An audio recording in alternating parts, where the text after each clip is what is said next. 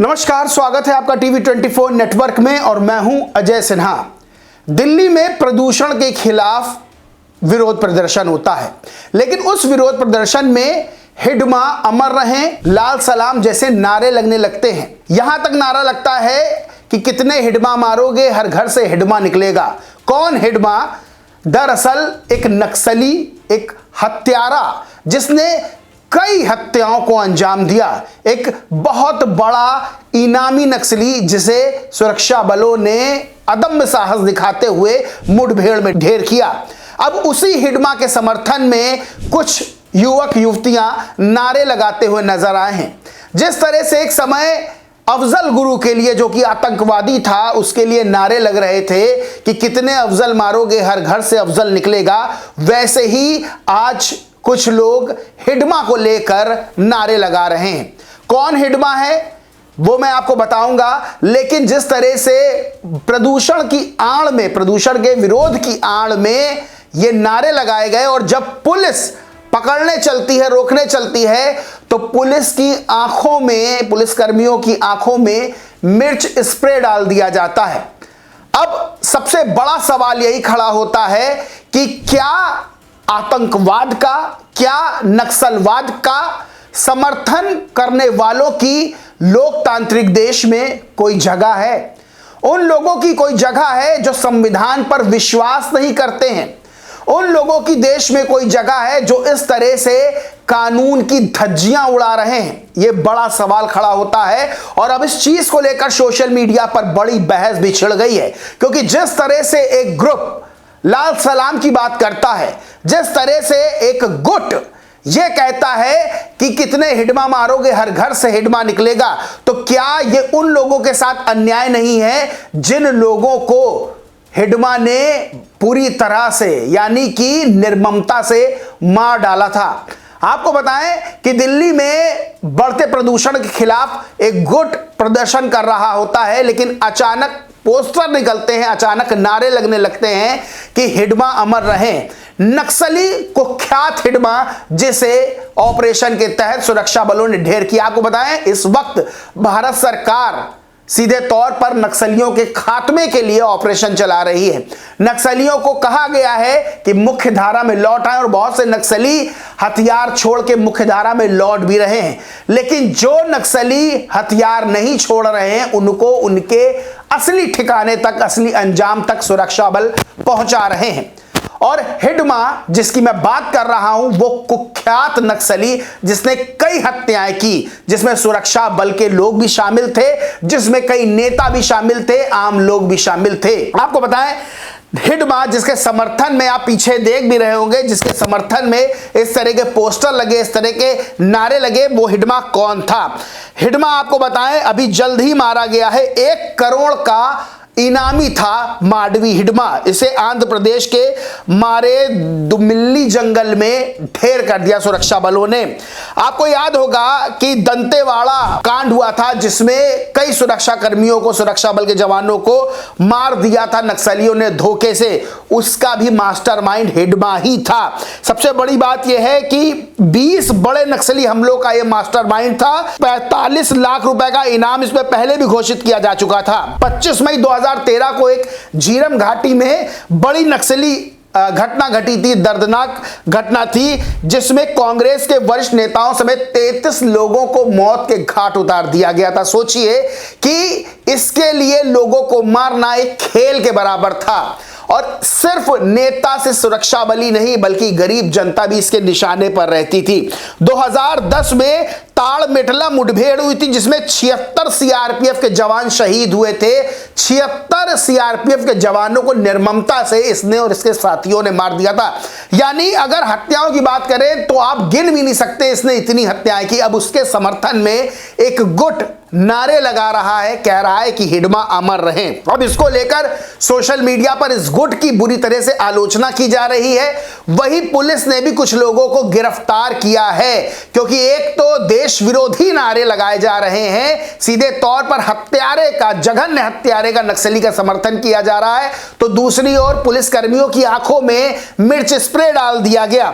अब आपको बताएं कि ये जो लोग हैं जो इस तरह से फैसिनेट कर रहे हैं कि हर घर से कितने हिडमा मारोगे, हर घर से हिडमा निकलेगा। दरअसल ये उन आदिवासियों के साथ, उन आदिवासी बच्चों के साथ अन्याय कर रहे हैं। ये खुद first day first show film देखने जाते हैं, खुद ब्रांडेड कपड़े पहनते हैं, गुच्ची पराडा का पर्स रखते हैं, लेकिन ये आदिवासी बच्चों को, आदिवासी लोगों को अपने भाषणों से, अपने नारों से, अपनी हरकतों से मजबूर करते हैं कि वो हथियार उठाएं।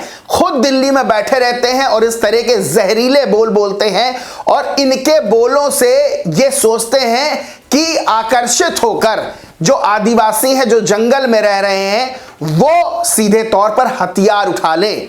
लेकिन इन लोगों का जो एजेंडा है, जो इन लोगों का चेहरा है, वो भी समय समय पर एक्सपोज होता रहता है। सबसे बड़ी बात यह है कि अगर देखिए, देश लोकतांत्रिक रूप से चलता है, देश संविधान से चलता है जो बाबा साहेब डॉक्टर भीमराव अंबेडकर ने देश को दिया। अगर किसी चीज का विरोध है, अगर हमको सरकार का कोई नियम कानून पसंद नहीं आता है, तो लोकतांत्रिक रूप से ही उसका विरोध किया जाता है। हथियार उठा के उसका विरोध नहीं किया जाता है, क्योंकि हथियार उठाना किसी भी विरोध में ये कानूनन रूप से जुर्म है और संविधान हमको ये करने की इजाजत नहीं देता है। यानी कि सीधे तौर पर जो हिडमा कर रहा था वो देश के खिलाफ था, संविधान के खिलाफ था। और अब ऐसे लोग जो हिडमा का समर्थन कर रहे हैं, समर्थन में नारे लगा रहे हैं और कह रहे हैं कि कितने हिडमा मारोगे, हर घर से हिडमा निकलेगा, वो भी देश विरोधी हैं, संविधान विरोधी हैं, क्योंकि उनको संविधान पर विश्वास नहीं है और खुद जाके लेविश लाइफ जीते हैं, पिक्चरें देखते हैं, first day first show, Prada Gucci का पर्स रखते हैं, चप्पलें पहनते हैं, ब्रांडेड कपड़े पहनते हैं, लेकिन आदिवासी बच्चों को आतंकवाद में, नक्सलवाद में झोंकने की कोशिश करते हैं। अब आपको बताएं, इसको लेकर बहुत विरोध भी हो रहा है। जो ये गुट जिस तरह से नारे लगा रहा था, उसका विरोध हो रहा है। मिस्टर त्यागी नाम के ट्विटर यूजर लिखते हैं, हिडमा नाम के आतंकी ने ना जाने कितने सीआरपीएफ जवानों की हत्या की, उनकी पत्नियों को विधवा किया, बच्चों को अनाथ किया और आज लेफ्टिस्ट उसके समर्थन में नारेबाजी कर रहे हैं। उस आतंकवादी की विचारधारा क्या थी? हथियार के बल पर इस देश में कौन सी क्रांति लाना चाहता था? इस देश में लोकतंत्र, आप चुनाव लड़िए, अपने अपने हित की नीतियां बनाइए और सरकार के साथ मिलकर काम कीजिए। अगर नीतियां आपके विरोध में हो तो उसका लोकतांत्रिक तरीके से विरोध कीजिए।